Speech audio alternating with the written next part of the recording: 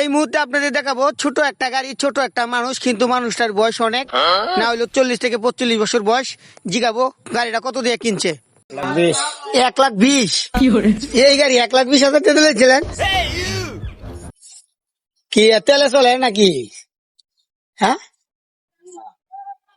তেলে চলে না, চার্জে না। এখানে আরেকটি মজার কাহিনী আছে।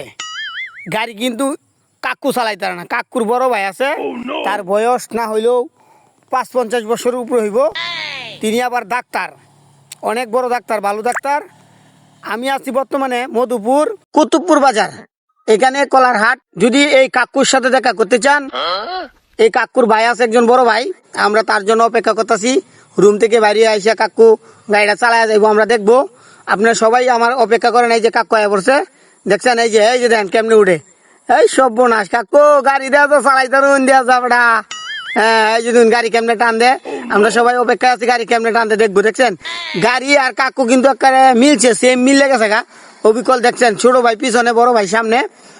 আমার অনেক ভালো লাগলো দেখিয়া, তাই আমি ভিডিওটা করলাম। দেখেন কাকু কেমনে গাড়িটা টান দে।